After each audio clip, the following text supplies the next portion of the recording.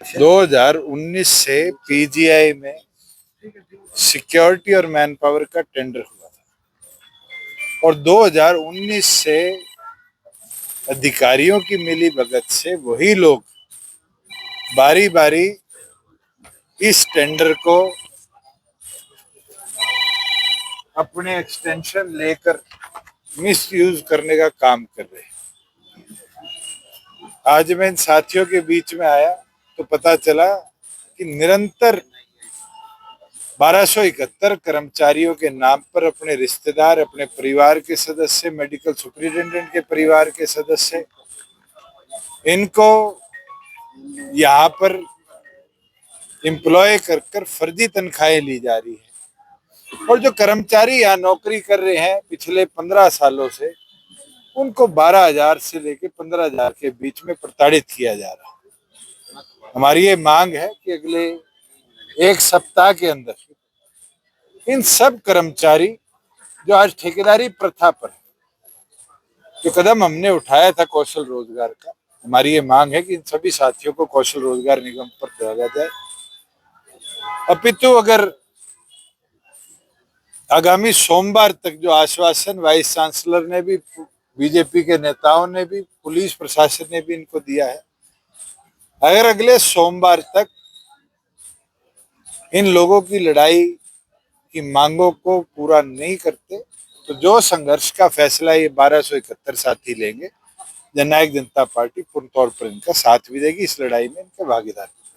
भ्रष्टाचार को लेकर के आपने देखिए, बहुत हैरानी की बात है क्योंकि आज मेरे संज्ञान में आया है कि इनने यहाँ पर कई फ्रॉडुलेंट नेम्स रिकॉर्ड में चढ़वा रखे। मैंने इन्हीं साथियों को कहा है कि अगले एक सप्ताह में उनकी भी नाम की डिटेल ली जाए कि हम कैग को लिखकर इसका ऑडिट भी करवाए और इस तरह की करप्शन अगर है तो सख्त एक्शन उनके खिलाफ लेने का। दुष्यंत जी, आपके पास आबकारी कराधान मंत्रालय रहा है, बहुत से ठेकों की बोली नहीं हो पा रही, वजह है बदमाशों की धमकी। अब जब सरकार बदमाश को सह देगी तो बदमाश सरकार को मात देगा। मैं तो आज ऑन रिकॉर्ड कह देता हूं कि आज भी पुलिस प्रशासन के डीएसपी रैंक के 2 ऑफिसर, इंस्पेक्टर रैंक के 4 ऑफिसर इन गुंडा तत्वों से मिलकर ये जो स्थिति प्रदेश की बनी है इसकी कार्रवाई कर रहे हैं और इस बारे में पूरी तौर पर मुख्यमंत्री को भी पता है, वो भी चुप है, डीजीपी को भी पता है। अगर मुख्यमंत्री डीजीपी चाहते हैं तो बकायदा उन अधिकारियों के नाम भी उनको लिख कर दे देता हूं। और जिस तरह की घटनाक्रम बन रहा है, कहीं ना कहीं पुलिस और गुंडा तत्वों की मिलीभगत से प्रदेश में आज ये माहौल बना है और ये फेलियर है पुलिस प्रशासन का कि इस गुंडा तत्व पर नकेल कसने में एक कदम नहीं उठाया।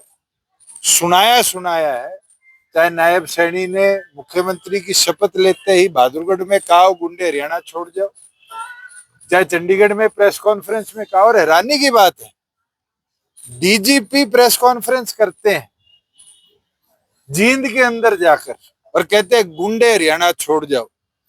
मैं डीजीपी से पूछना भी चाहता हूं, ये गुंडा तत्व अगर प्रदेश में पैदा हुआ है तो सिर्फ आपकी कायरता की वजह से हुआ है। अगर पुलिस प्रशासन के अंदर हौसला हो, एक्सपीरियंस्ड ऑफिसर जिलों की कमांड संभाले तो अपना व्यवस्था सुधरेगी।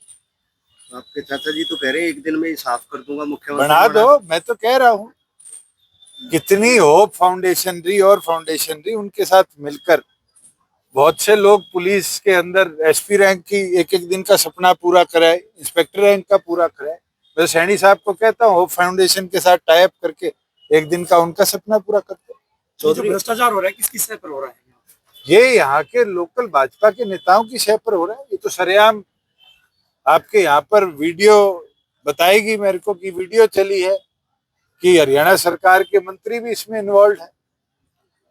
और अगर इस तरह की इन्वॉल्वमेंट है तो मैं मानता हूं कि प्रदेश की बड़ी भयानक स्थिति आने वाले भविष्य में। दुष्यंत जी, चौधरी ओम प्रकाश चौटाला कहते थे जब रोहतक से सीटें निकलेंगी तब सत्ता बनेगी, तो स्टेट ऑफिस रोहतक में बना दिया है, क्या वही वजह है? देखिए, हमने तो पार्टी का ऑफिस चंडीगढ़ से रिलोकेट किया और मैं मानता हूं उस बहाने हमें रोहतक के अंदर पार्टी गतिविधियां भी और बेहतर तरीके से करने का और सेंट्रल हरियाणा होने के नाते पूरे हरियाणा के अंदर की गतिविधि मॉनिटर। और पिछले 15 तारीख से आज 23 तारीख हुई, 8 दिन में जिस तरीके से 22 के 22 जिलों में सस्ता अभियान चलाया गया है, ये साथियों की मेहनत है कि बहुत से साथी घर वापसी भी कर रहे हैं, बहुत से नए साथी भी जुड़ रहे हैं और खास तौर पर युवाओं का जोश भी साथ जुड़ा। क्या भूपेंद्र सिंह हुड्डा टारगेट? मेरा टारगेट तो नहीं है, उनका मैं जरूर बन सकता। क्योंकि ये लोग ये कहते हैं कि भूपेंद्र सिंह हुड्डा गढ़ है और वहां पे स्टेट ऑफिस भूपेंद्र सिंह हुड्डा ने तो इस चुनाव में जिस तरह भारतीय जनता पार्टी की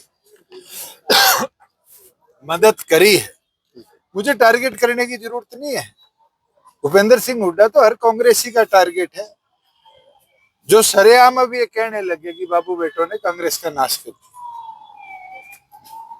तो आपने कहा है पैर कटवाएंगे तो